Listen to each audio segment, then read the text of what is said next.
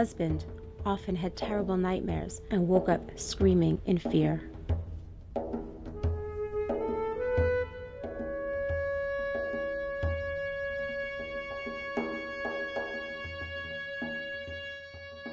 Annie, who had changed her name to protect her identity, said in an interview, "I have been escaping from the danger of assassination for the past few years. I had exposed a concentration camp hidden inside the hospital. The hospital's incinerator in the boiler room was also used as a crematory oven." A patient of mine who has been hospitalized for more than a year in my department told me, "Professor Levy, I'm about to go to China in 2 weeks' time, and I was scheduled to undergo heart transplantation on a certain date." And I looked at him and I thought he was kidding, but he was dead serious. So every day I get a large number of emails relating with human rights violations around the world. So when Annie made her statement, which was published in the Epoch Times, I got this story.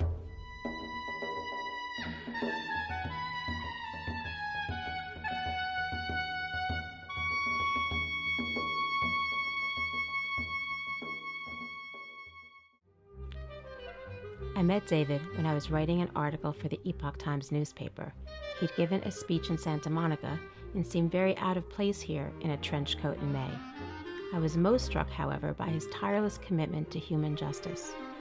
We kept in touch via email. Every time he wrote, he was in the airport on his way or returning from Geneva or Australia or somewhere in the world, always fighting for the oppressed.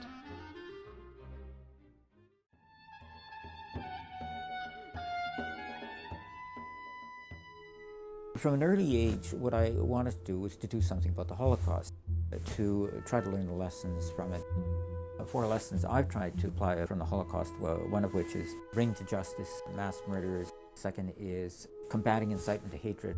A third is protecting refugees. And a fourth is asserting universal human rights values by standing up for victims wherever they are. But it's also very much related to my refugee practice, because I'm a lawyer representing refugee claimants coming from around the world who have these stories of persecution, which then have to be established before an administrative tribunal, and they don't have witnesses, they don't have documents, they don't have forensic proof. They just come with their stories.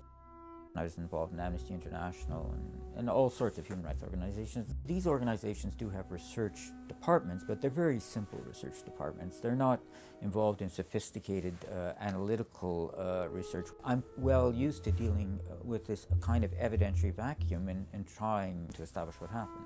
I've seen lots of burnout. I mean, people just, they get either discouraged or blasé, or they just can't take it. My daily life is mass murder, torture, sexual abuse, and so on. And I mean, unless you approach this dispassionately, you won't be able to deal with it. And I feel that what I can contribute to this, to combat these problems, is analysis, professionalism, a kind of a dispassionate approach, logic. I mean, there's lots of people that are upset and excited, and my getting upset and excited isn't really going to help the issue at all. So I figured, you know, this was something nobody else was going to do. I mean, this fit all these criteria, so I said, yes, okay, sure.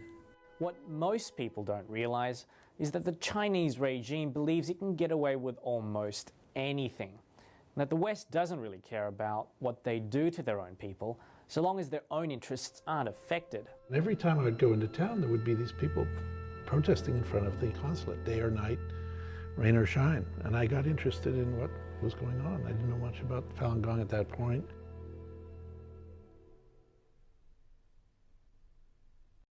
Falun Gong is a set of exercises with a spiritual foundation, which was started in 1992 by Li Hongji, who began teaching about it. It is a blending and updating of ancient Chinese traditions, of the Qigong, the exercise traditions, the Taoism and Buddhism. I'm not a Falun Gong practitioner, and neither is David Kilgore, and to a certain extent we got involved in this partly because we were outsiders and independent and were able to exercise an independent judgment on this whole issue. David Matus and David Kilgore published Bloody Harvest, their thorough investigation addressing allegations of organ harvesting performed on live Falun Gong practitioners. It spread throughout China very quickly. because this was after the collapse of the Iron Curtain and the collapse of the Soviet Union and the shift within China from socialism to capitalism, so that there was an ideological vacuum in China. The Falun Gong was actually encouraged initially by the authorities on the basis that it was healthful and it cut down on the health bill in a system which was financially in dire straits because of the extraction of money away from the health system. And it grew from a standing start in 92 until 99, according to government estimates. It was 70 to 100 million practitioners, which was more at the time than the membership of the Communist Party, which was 60 million. And the party at this point took ideological fright and became jealous of the popularity of a movement which was rooted in ancient Chinese traditions, spiritual, totally different from the Communist Party, which was atheist. And the party banned it in 99 out of this jealousy and fear, and has since propagandized against it and has insisted that people abandon the practice. If they find practitioners in China, they arrest them, ask them to recant. If they don't recant, they're tortured. If they don't recant after torture, they're disappeared. And they have become, by far, the #1 torture victims in China. They are detained to this day in the hundreds of thousands in the East re-education through labor camps.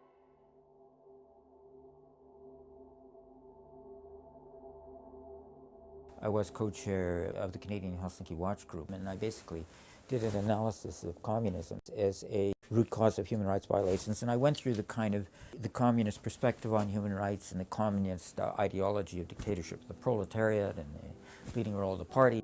Philosophically, I tried to explain how it generates human rights violations. Ideologically, even though they may mouth the vocabulary of human rights, they don't really think of human rights as belonging to humanity. They think of it as belonging to them. This is Yuri Andropov, who succeeded Brezhnev. He says, any citizen of the Soviet Union whose interests coincide with the interests of society feels the entire scope of our democratic freedoms. It is another matter if those interests do not coincide. Within the revolution, complete freedom. Against the revolution, none. This was the Communist Party when it was socialist. But then what we have is that the Communist Party of China is both communist and capitalist. It's abandoned socialism. Communism was kind of socialism by force, and socialism was the ethic, and communism was the way it was imposed. But remove socialism from the communist equation, there's no ethic at all. It becomes cannibal capitalism. It's cannibalism without the rule of law, cannibalism without ethical structure. Anything to make a buck. I think that it's vital that the international community come to a better and clearer understanding of the Chinese regime, who they are, what they do, and what they've been doing. There are things that are happening in China which are of enormous historical significance. The persecution of Falun Gong is one of the most horrific, large scale. There were 70 to 100 million Falun Gong practitioners when the persecution started. All of them were instantly put under persecution. I had never expected to see this in my lifetime. There's no moral ambiguity. There's no shades of meaning about this. It's an evil crime, and it's happening. I mean, this is the case. We do know for a fact that there's large-scale executions in China. We do know for a fact that executed prisoners have their organs harvested unwilling, without their consent. We do know for a fact that the Falun Gong are depersonalized, dehumanized, and marginalized, repressed, persecuted, both in word and in deed, in the most foul ways possible. One of the first people we met with was the wife of a former surgeon. And she told us, I guess this was 2006, she's now a refugee living in the United States. She told us that her husband, during the period 2001-2003, had removed the corneas from the eyes of approximately 2,000 Falun Gong practitioners. Their corneas would be removed, then they're unconscious at this point. They'd be taken into another room, and their heart, lung, all their vital organs would be removed for sale purposes. 我的前夫曾经参与过摘除法轮功学员器官的手术，他是一名脑外科医生。参与摘除法轮功学员眼角膜手术，包括部分在法轮功学员活体上摘除眼角膜。我的家人告诉我说，他说你不知道我有多么痛苦，因为这些法轮功学员是活的。事情都是秘密进行的，我们医院参与的医生很多是从其他医院调过来的实习医生。这些人的器官被摘除以后，有的人就直接被丢进分子炉中火化，没有留下任何痕迹。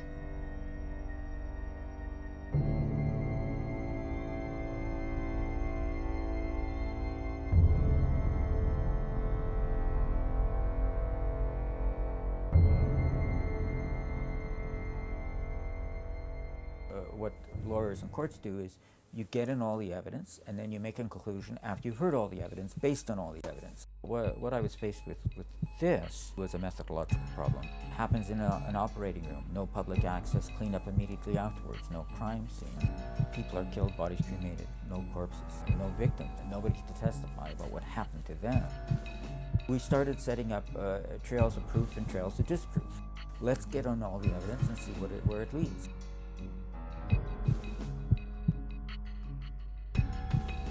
When we look at the facts surrounding this issue, the conclusion becomes hard to deny. One important fact to consider is timing. The average wait time for viable organs is quite long, because organs suitable for transplantation must come from healthy people.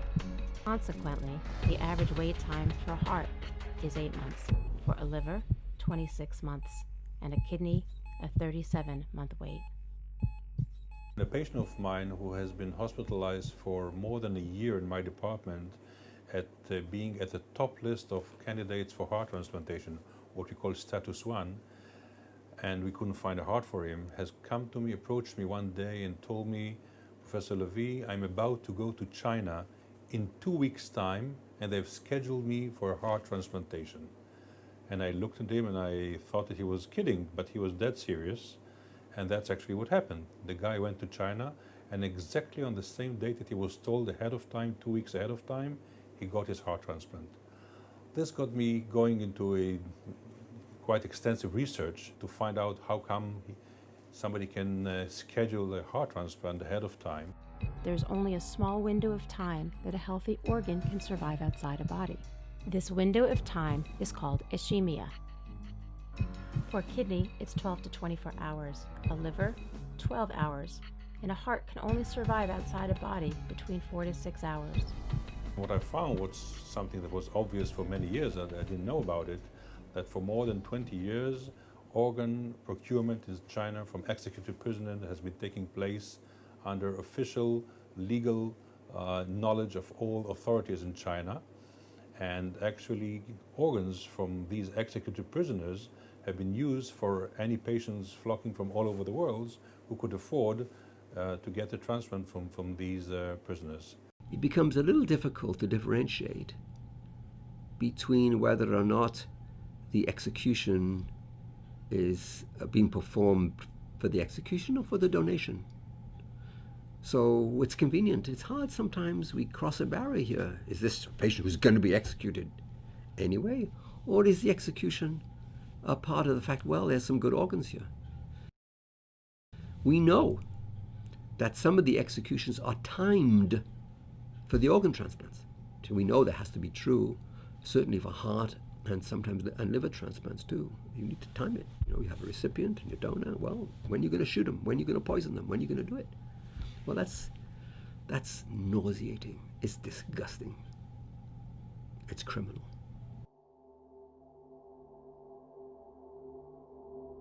I read a paper in the medical literature saying that they developed a method in China where they cover a severely burned patient with almost 90% burned with a human skin as a temporary coverage.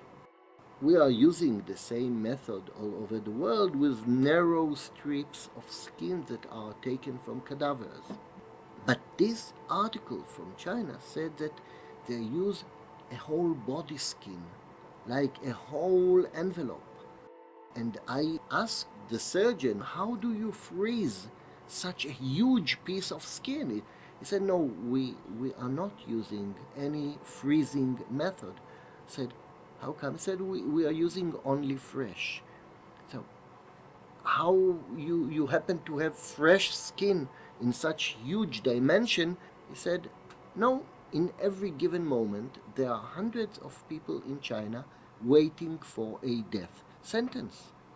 And we call the prison, so they shoot the person in the right dimension to the patient that I need to treat.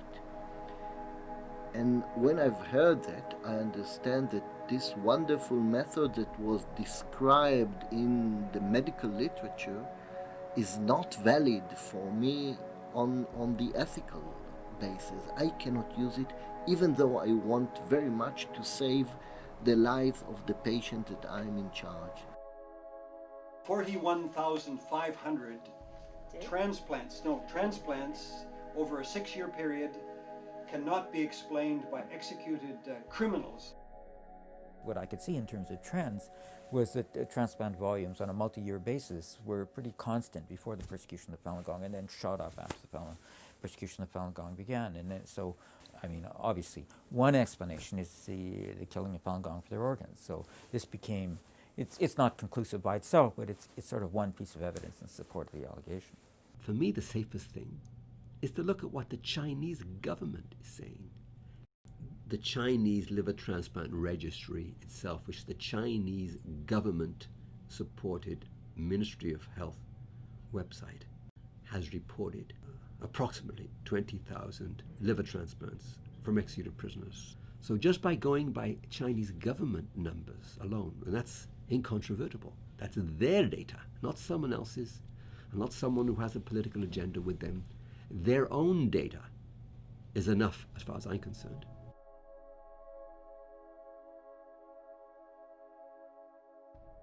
I must confess, I mean, obviously this whole subject matter is very troubling, but for me that was one of the most chilling aspects of it.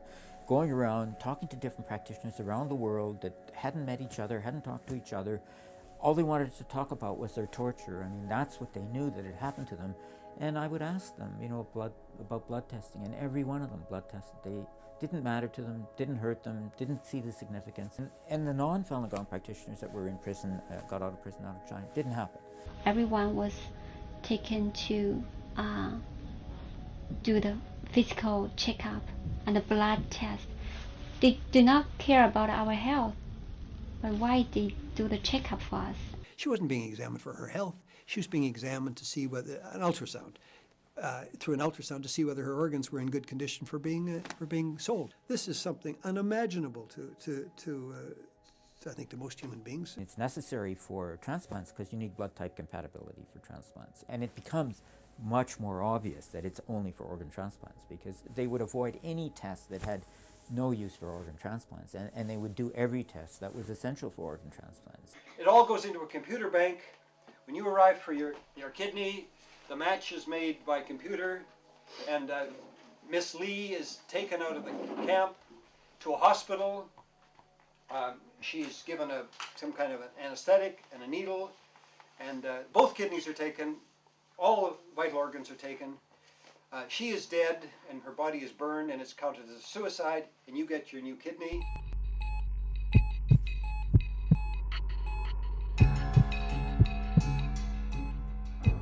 A trail that went somewhere wild, for instance, was the phone calls. We had people, for example, calling into China to hospitals and prisons and saying, do you have Falun Gong practitioners available for organs? And the answer in about 15 institutions across the country was yes. We recorded those conversations. We had independent interpreters.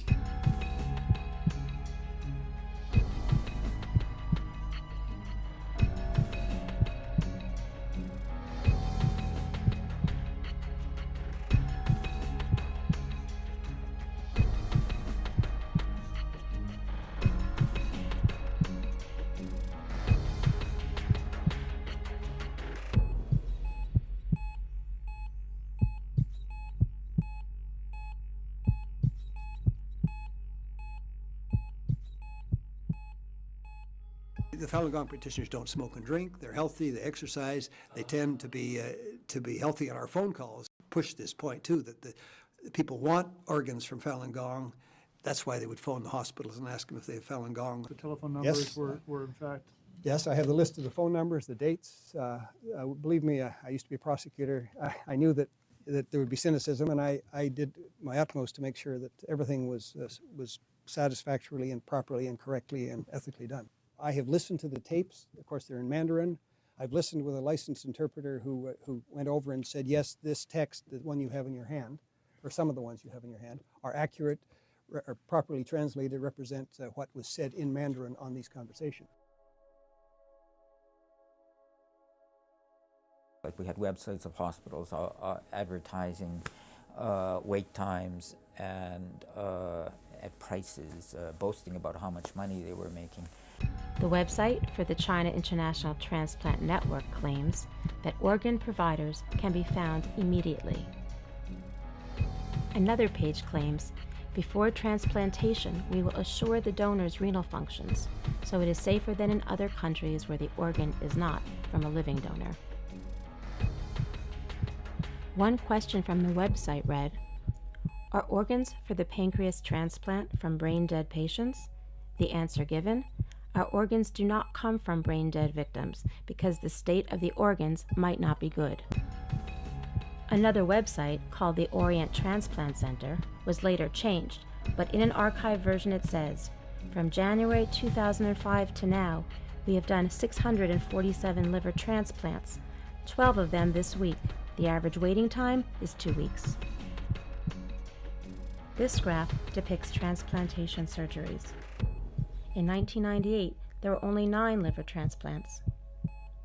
But by 2005, there were 2,248 transplants. Despite all efforts to suppress this information, graphic and alarming witness accounts continued to make their way to the public. Cao Dong is in his 30s. He'd been a prisoner in northern China, and he gave a very nervous, understandably, very nervous report of what he had seen in that prison. I asked him whether he was aware of the practice of what is known as organ harvesting, which is taking body parts from prisoners to order, in effect. This is a trade which is run by the People's Liberation Army for profit. And he could only tell me that he had a friend, another Falun Gong practitioner, in the prison in northwest China. The friend disappeared one day, and the next time he saw him was his body, the friend's body, in the prison hospital with holes where body parts had apparently been removed. After the meeting I had with these former prisoners, they were all arrested. Cao Dong was later convicted of meeting me, and he was sentenced to 5 years in prison, and he remains in prison now.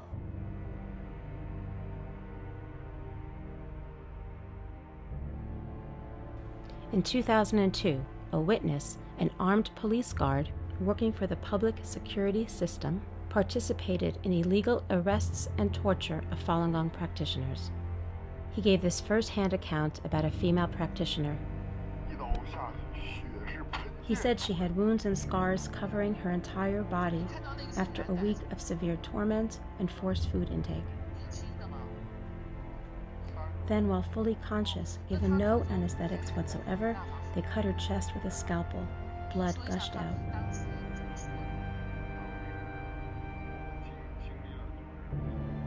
She shouted out in pain, saying, "Falun Gong is great." Then she said, "You killed me, one individual. You won't kill us all." At that moment, the doctor hesitated, but he continued to do the veins. Her heart was carved out first, then the kidneys.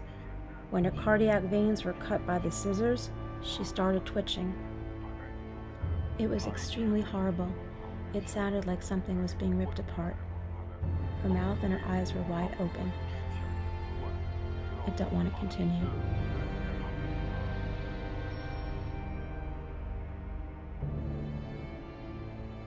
What happens in China has ramifications elsewhere. It's not just what's happening in China.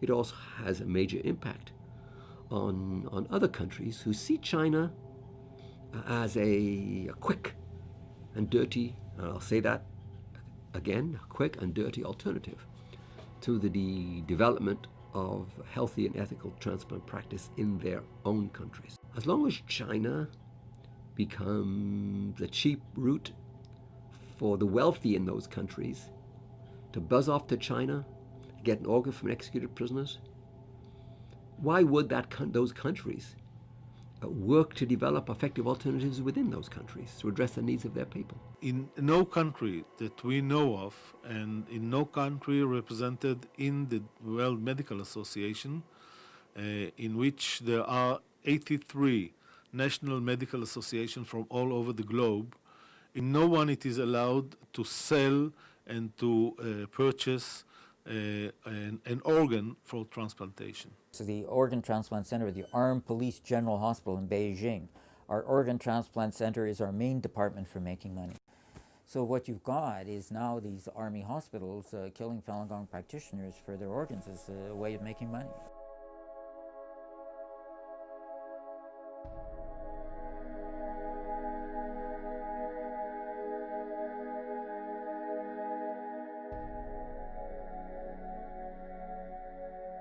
There's a lot of trade with China. China has slave labor camps where about half of them are Falun Gong practitioners. Nobody can get in, nobody knows the exact numbers. There's this Laogai Foundation that makes estimates, but it's between 2 and 4 million people. And the people we talk to get out, you know, they say they're making these products which they see on Western shelves or components of them. And so China's underpricing the market.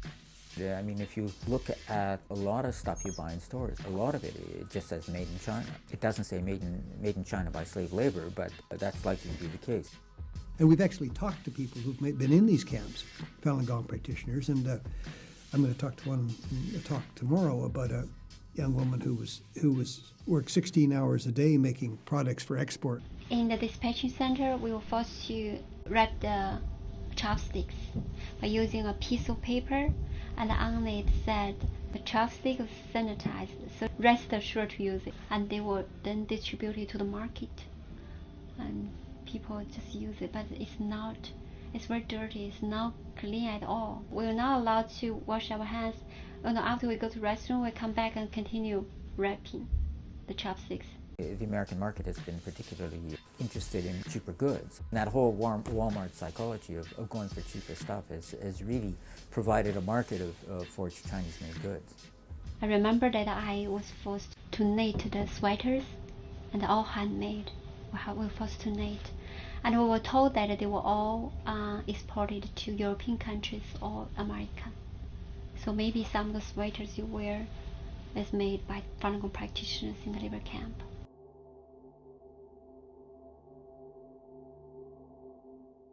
There have been governments and businesses and also the silence of the media who have all, in a sense, sold out their morality, essentially for certain kinds of gains, usually monetary gains.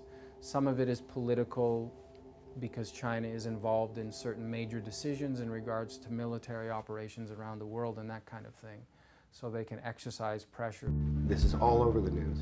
This is on the front page of every paper. On many TV programs, it's shown again and again, where you have an American company which is not even pretending to do anything but to go along with the Chinese Communist Party's internet scheme. For the first time, Americans can actually see censorship in action. They can get on their own computers and they can type in the words Tiananmen Square. On the American version, we get 10, 20 pictures of the Tiananmen Square massacre and a man standing in front of a tank and various other images. And on the Chinese version, and Americans can see this for themselves now, they immediately get a picture of some Americans standing in front of Tiananmen Square posing for a picture, and some other people cleaning the square, and some the red flag going up over the square. That's the Chinese version. More and more, what's called corporate responsibility is really just an excuse to build whatever the Chinese Communist Party wants to build at the time. And mostly, that is military technology or surveillance technology. In fact, that's the way these companies got ahead. That's why they're some of the only companies that are actually making a profit in China today. is because of what they've done. The fact is, people are being arrested every day in China. And after the Tiananmen Square massacre, Congress passed laws that were fairly explicit, saying you could not sell any surveillance equipment to the Chinese police. The message of that law is very clear. I think it's extremely important for American companies to back away from this kind of thing. Think of the strategy that the Chinese government is using here. They want the Chinese people to censor themselves. The surveillance is out there, but it's more than that. The government makes it obvious that the surveillance is out there. They've started to use these little cartoon figures which appear on your screen down south, which show a little policeman, a friendly little policeman, and a friendly little policewoman. And they're on your screen all the time to let you know you're being watched. You know, maybe you should watch what you're doing. Maybe you should watch what you're saying. At this point, one has to ask, why hasn't this been in the news media? This is no accident. News organizations have either current or hoped for business interests in China, and it's well known that the regime will tell people in the context of business that if you do things that we're not pleased with, we can prevent you from doing business here. Papers like the Times and the Wall Street Journal and the Los Angeles Times, if I'm not mistaken, have not been covering this issue. And perhaps it relates to the fact that your government is, dare I say, almost owned by the government of China in terms of the number of treasury bills and so on, more than 2 trillion. You've always wanted to avoid the problems that occurred during the last century with the rise of Japan and Germany. And so what we have tried to do is to engage the Chinese, to integrate them into the international system. And because of that, we've become very indulgent. And essentially, when the Chinese have done bad things, we've treated them well. And so they continue being bad, we continue to treat them well. They are much more dependent on us than we are on them. Last year, about 140% of China's overall trade surplus related to sales to the United States. That's an incredible number. They've been running deficits with the rest of the world to run a surplus against us. So, of course, we see the Chinese as 10 feet tall, that they own us. They don't. They have to buy U.S. Treasury obligations because their economy is so dependent on the U.S. market. They have no choice. Basically, they're trying to corrupt foreign democratic values and impose their own Chinese repressive values. And in some places, they get away with it. They use these Confucius institutes as a form of pressure. They shut down the Shenyang Performing Arts wherever they go.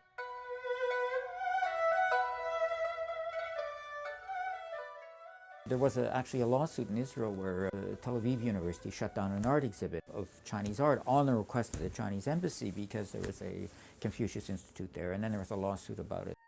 Ever since, the 1989 Tiananmen Square massacre where they killed many unarmed students, they've been trying to control the media because that exploded around the world, that incident. The local consulates and embassies have a very strong presence, and they have a lot of connections. They give a lot of rewards and trade-offs to people, and they're involved with Chinese language media outside of China as well. Those people who run those media outlets know what they are not supposed to talk about, and they know that if they talk about those certain things, Uncle so-and-so or whoever back in China could be persecuted in various ways if their news organization reports on things that the Chinese regime does not want them to report on.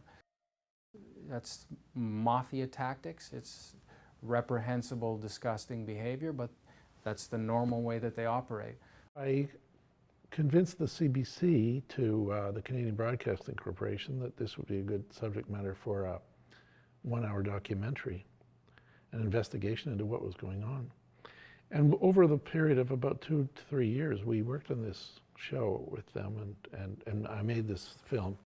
The first one was a film festival in Moscow where the movie had won an award, and that was reported in the news, and either through spies or through following the news reports, they found out about this, and they actually sent 2 top officials from the embassy in Moscow to the film festival office, telling them they were unhappy about the fact that they had shown a movie about human rights abuses, particularly the persecution of Falun Gong. 3 hours before the expected broadcast, I got a phone call saying that the broadcast had been pulled and that it was not going to show. embassy officials asked for a copy of the film, which the festival organizers refused to give them. Then the embassy officials invited them to a party. And being sociable people, they accepted the invitation to the party. And I was told that at the party they gave them some very expensive gifts. And of course that was essentially shut-up money. We found out later, the CBC spokesperson told the press that investigated this that in fact they had received phone calls from the Chinese embassy in Ottawa.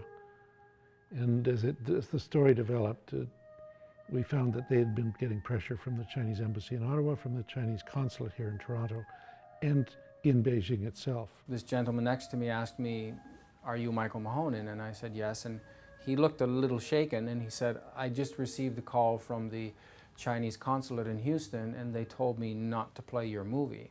They made enough fuss. I don't know how threatening the phone calls were, but they were phone calls that were made. That CBC reopened it, started looking at the documentary again, and they decided to pull it. If the media has covered up the story, does a patient really have enough information to make an ethical decision about going to China for an organ transplant? As always in ethical questions, we heard few and different ideas and voices. People who were transplanted in China came and said our life was saved due to the fact that in China people can harvest organs without all the ethical limitations that they have in Israel or in other countries in the West. You can fly to a place like Shanghai, check into the #1 People's Hospital, and they take your blood type and your tissue type. They find there's a match for you in, say, camp number 75, and you're told you're getting the liver from a convicted criminal who was going to be executed anyway, so you're desperate about your liver and you want to believe the person was going to die anyway, and you fly back to San Diego with your new liver, and somebody has died so that you could have the new liver. When I've asked my patients who was about to go to China, does he know what the source of organs, the heart that he's going to get there, does he know what the source is? And he said that he didn't bother to ask. All that he knows is that he wanted to save his life. Similarly, several other patients who at that time went to China, who were asked by me and by other physicians here, what's their reaction, to the fact that they're going to be saved by executed prisoners or other people whose hearts they're going to get. They told they couldn't face this reality and they simply decided to push all these thoughts aside. I cannot condemn the patients who are facing the choice to die or have their transplant. They would not have gone to China if there was no solution for their problem in China. You find all sorts of people. People who are not willing to save lives, people who are ready to get organs, but they shut their eyes from what's the source of these organs, whether it's a pure donation or something that was taken by force. Some will say, well, I am not working on the basis of assumption, but if I know for certain that they killed somebody on that day just to be able to harvest the organ for me because I was waiting, even though I knew that he's sentenced for death, I wouldn't do it. Unfortunately, in medicine, as in many other things, unethical transplant practice is often bad medicine. They often go together. In fact, in the hospital now, I just came from the hospital now, we have a patient who's very sick, very ill, coming back from a country where she'd received a traffic transplant. And of course it became very complicated. So there are consequences.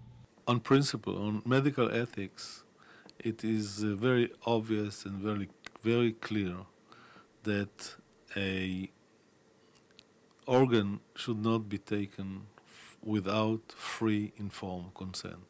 And as prisoners are not in a position to give free, informed consent, they could not and should not be source for organs? Because there are actually in the United States, I mean, prisoners who want to donate, and they're not allowed to amongst the prisoners sentenced to death. So they're not allowed to because it's, you know, it's considered unethical to take organs from prisoners sentenced to death. There are other problems associated with Chinese transplantation. It's not just the use of executed prisoners, how those kidneys, how those organs, livers, kidneys, hearts are then allocated to people. Are they given to the Chinese in need or to rich people coming from abroad who buy organs, and the poor Chinese can't afford them because they're not allocated in a manner that is transparent and accountable. And unfortunately, and I'm not saying this, the Chinese government itself has said it, there is a corrupt money chain that's associated with the organs that are taken from these executed prisoners. Corruptive money chain that is hard to stop once you've started it. There's a tendency to think of any new medical development as a benefit to humanity. That's certainly the intent of its developers, but medical research, no matter how far advanced, comes face to face with the same old capacity for good and evil.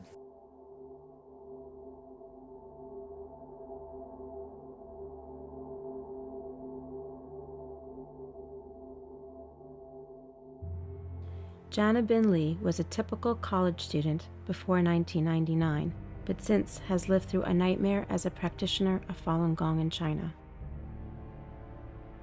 People could not imagine how evil inside. It's a kind of place like hell on earth. And the first we have to they search our body and take out all our clothes. And then I was taken to an isolated room. And I remember 2 police women there waiting for me. They ordered me to write a guarantee not practicing Falun Gong anymore, and I refused. And they asked why, and I said because I know it's the truth of the universe. The principle of truthfulness, compassion, and forbearance. There's nothing wrong with it. But they said, okay, then you squat down, and each holding my arm, and each holding one electric baton this length, and they start shocking me. And they said, you still refuse to write? I said, no, I will not write. And they started shocking me together. And they shocked me by using the electric batons, and started from my back, my neck, my arm. And several times I was beaten down, you know. And they pulled me up again and shocked me again. And on the same night, I couldn't lie down. I had to crawl, this way on the bed because I was scorched all over. I could smell the scorched hair and scorched skin. I was scorched all over. It was like barbecue, like kind of barbecue. When we were inside, we were not allowed to see their faces. I couldn't remember, I don't know who persecuted me, who tortured me, who scorched my back. Some practitioners were tortured to death. But in the midnight, far into the night, some practitioners were released. At that time, I thought that they were released. But no, until one day I heard about organ harvesting of Falun Gong practitioners. I knew that they were not released at all. Maybe some of them were killed and were murdered, and the organs were removed. The Chinese Communist Party is just like a ghost, and sometimes they look evil, sometimes they can change their faces like an angel and they smile at you, but actually their goal is the same. They just want to brainwash you. We were not allowed to sleep. We were deprived of sleep. And they deprived our dignity, and they insulted us again and again, and until one day you cannot bear and feel that you are nothing. They talked to me and said, you said you are believing in truthfulness, compassion, forbearance, but do you think that you are compassionate to us? We had to monitor you, and we had to accompany you all day and all night. Do you think you are compassionate to us? And I think at that time I already went insane. I was not rational anymore. I even thought that I'm so bad. Because of my existence, the police women had to persecute me and torture me by using electric batons. I'm so tired. Why I feel what I'm doing here? What's the use of my existence? I doubted myself. The concentrated persecution happening on me lasted about 14 months before I gave up.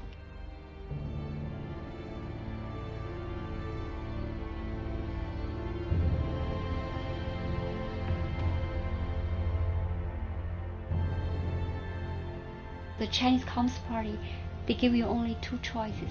One, die physically, they torture you physically, and the other one is die spiritually. I kept talking to myself, reminding myself that the Buddha can sacrifice his life for the truth of the universe. And I know my belief, I know it's the truth. I have to be determined to my belief, and for not only myself but also for this world.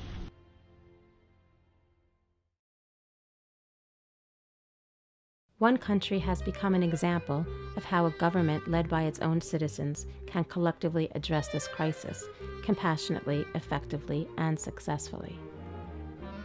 For years, Israel has been plagued with a very low percentage of consent for organ donation. There's a mixture of religious and social and ethnic background that makes a lot of people reluctant to donate organs after their death. Consent rate for organ donation in Israel has been low compared to all other Western countries, being in the 40-45% compared to 70 or 80%. We know that there are Israelis that are sent from here, financed by their medical insurance organizations, to have organ transplantation in China. An insurance company will pay for the organ, which of course means the death of the donor. They're paying for people to be killed. I asked for this special discussion in the Knesset today to make sure that we do not participate, we do not finance people to go to China to have such an organ transplantation. Without dealing in what happens in China, we discussed the ethical issue and the practical issue, whether we are allowed to send people to save their life if there's even the slightest chance that the organs are not donated with full agreement of the organ donor. Once we've published all the results of the Chinese organ procurement from executed prisoners in Israel, and Israel's main newspaper has published it in one of the big, huge expose, our parliament, the Knesset, has convened, and at that time the new organ transplantation law has been discussed with the specific committee in the parliament, and we, together with my friends, made sure that one of the major clauses in the organ transplant law would be banning of any reimbursement of transplant of Israelis performed abroad in case these transplants are performed in countries where organ harvesting is done against international laws and against the Israeli law. So from the moment the Israeli new law has been accepted by the parliament, this was in March 2008, no Israeli has gone to China to accept an organ over there. Dr. Levy and his colleagues succeeded in solving the organ shortage crisis by adding an unprecedented clause in the legislation which encourages organ donations and ensures that organ allocation is fair. This clause states that those who declare themselves an organ donor officially are given priority for organ allocation. Following the implementation of this new law, the numbers of donors continues to increase exponentially. It's amazing. I'm preparing the talk for Buenos Aires, and I just got the final numbers from the Israel National Transplant Center, showing that since the new law, you can see it here. Remember, for this entire year of live kidney transplant was 58, 2009 69, 2010 78, and this year 106. And this, you know, it's almost doubling the number, okay? And in parallel, the number of patients who went abroad for kidney has went down by 90%. As long as these transplants were reimbursed, fully reimbursed by the companies, Israeli would go there. The moment there's no reimbursement for this, that's it, no more Israelis. And I wish other countries would do that.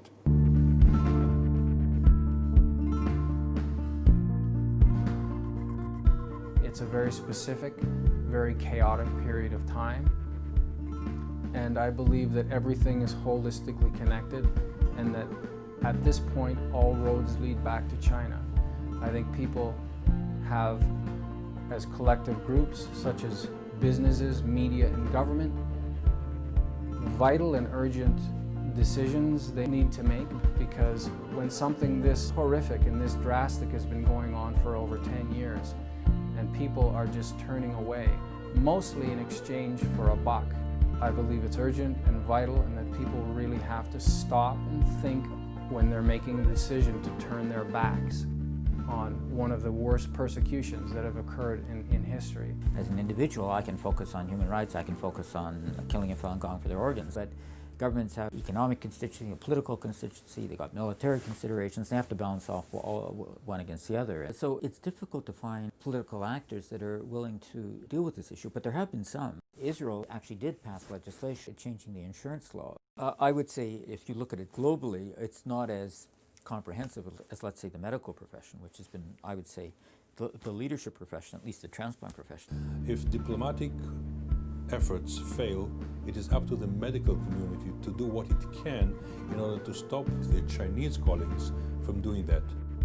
We, together with several American friends, have published several calls in international medical journals calling for a boycott or banning of any publication coming from Chinese physicians which are based on organ transplantation, the source of organs being executed prisoners. And hopefully by a concerted efforts of all medical associations around the globe, we'll be able at least to stop academically all Chinese physicians and to cut this chain of atrocities which is taking place in China.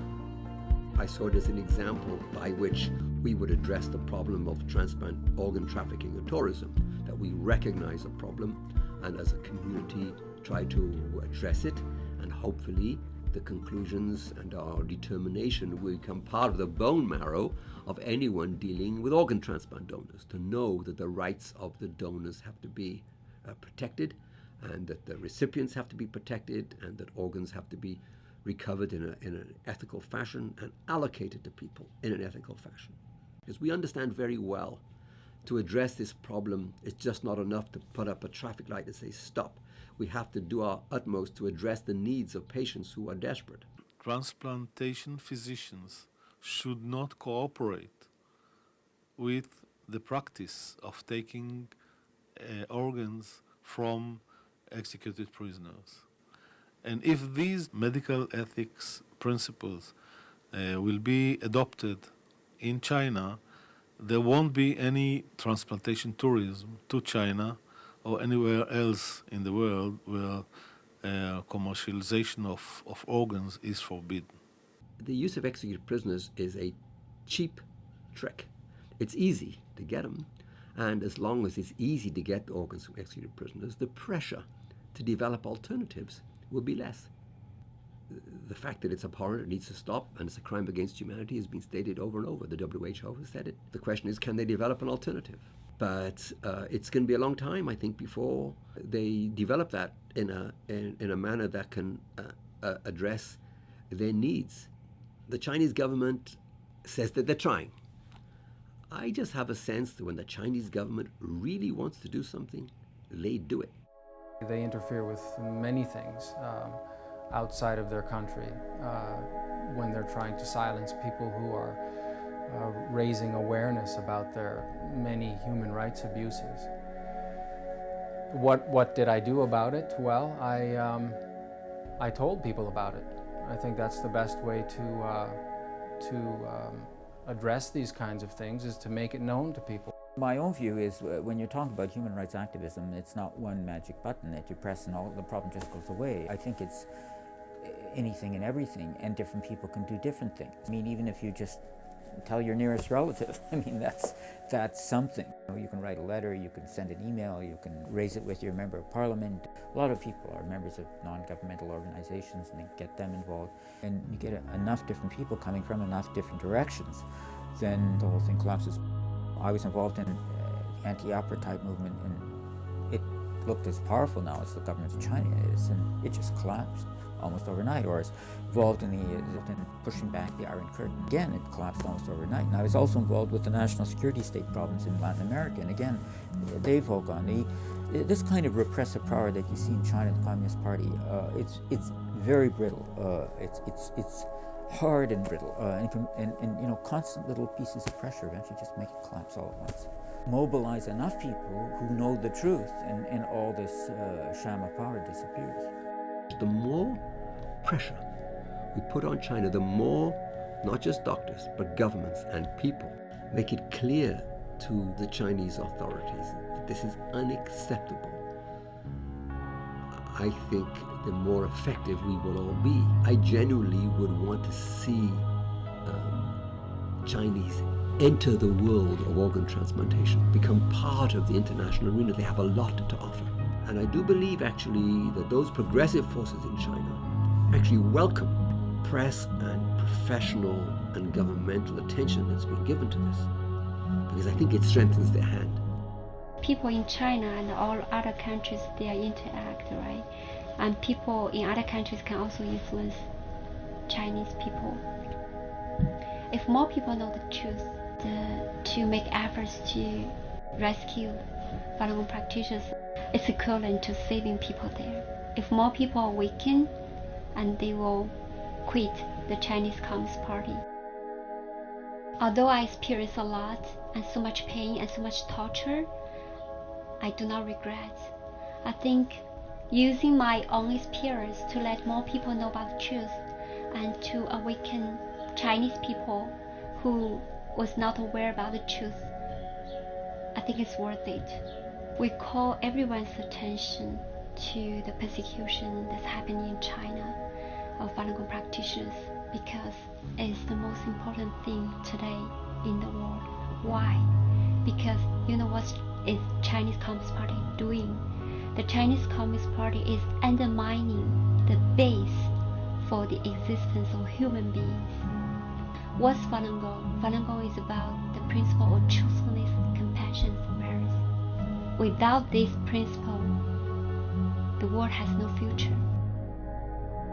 History has shown us that human rights abuse knows no borders. What you see is that human rights violations are not self-contained. If you don't stop them, they spread. There's a tendency, at least initially, for people to say, that's not me, I don't have to be concerned. But human rights violations aren't just an attack on a defined group. They eventually just get a lot bigger. With the Holocaust, 6 million innocent Jews killed, but there was 37 million civilians killed, 31 of whom were not Jewish. And it's a direct result of the anti-Semitism, which wasn't stopped before World War II. It stopped the anti-Semitism. And I mean, the 6 million Jews would be alive, but 31 million others would also be alive.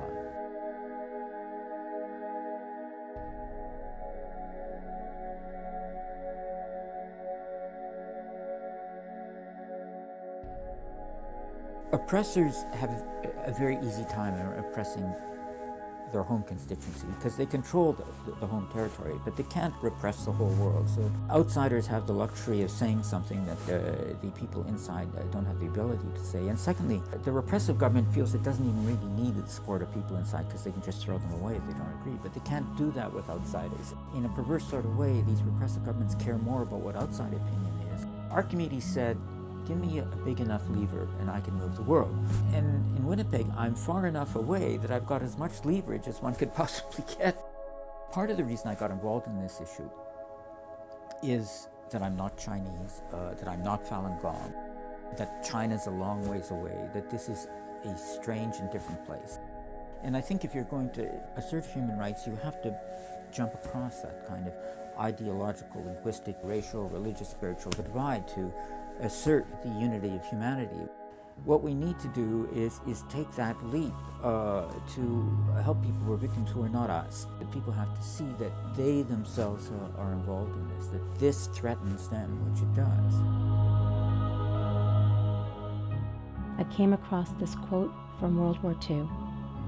First they came for the socialists, and I did not speak out because I was not a socialist.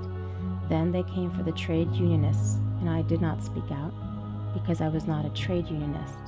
Then they came for the Jews. I did not speak out because I was not a Jew.